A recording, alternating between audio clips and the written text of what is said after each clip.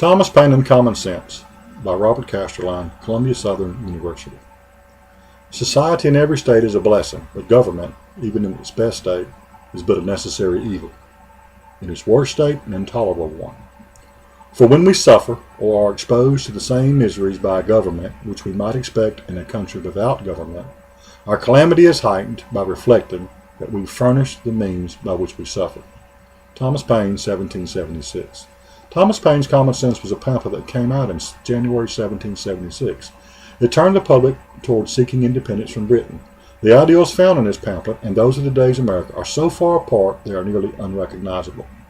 Presumption throughout the writing is that tyranny should never again be tolerated.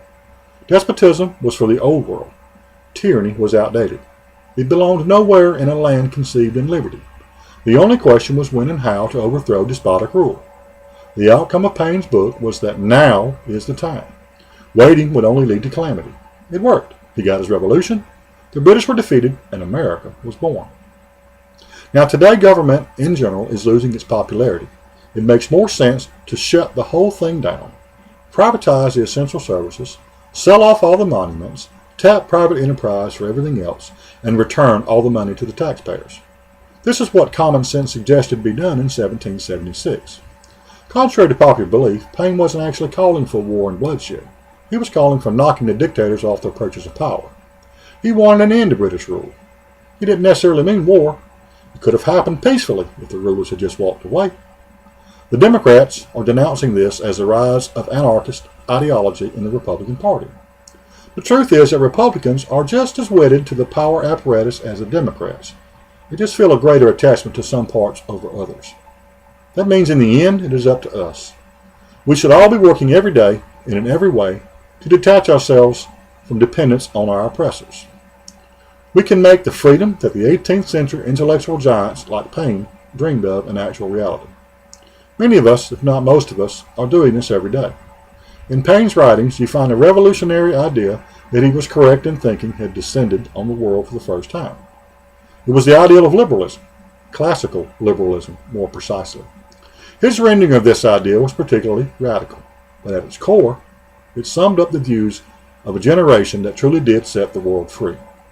The idea that society needed no overbearing ruler to give it direction, it needed no official church to make it religious, no king was necessary to manage relations with other nations, it needed no central plan to spell out a list of priorities. It was an attempt to completely recast the way people thought about how the world works, and people believed it would work because they saw it all around them. The world of the colonies was made by Americans, not by some far-off distant ruler living in England. In the same way, we look at our own lives and we see and experience beautiful things. But think of it. How much of what we love was actually built by the politicians or the bureaucrats? How enduring is this message of Paine? Listen to these words. O ye that love mankind, ye that dare oppose not only the tyranny but the tyrant, stand forth. Every spot of the world is overrun with oppression. Freedom hath been hunted round the globe. Asia and Africa have long expelled her. Europe regards her like a stranger, and England hath given her warning to depart. O receive the fugitive, and prepare in time an asylum for mankind. Paine added to his luster by producing the series of pamphlets known generally as The Crisis.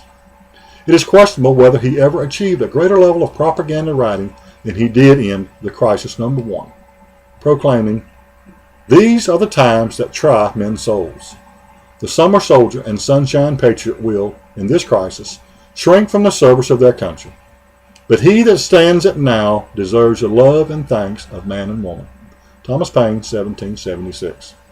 As a citizen of the world in an academic culture that has for so long oriented itself around national traditions, Paine's career and role became fragmented.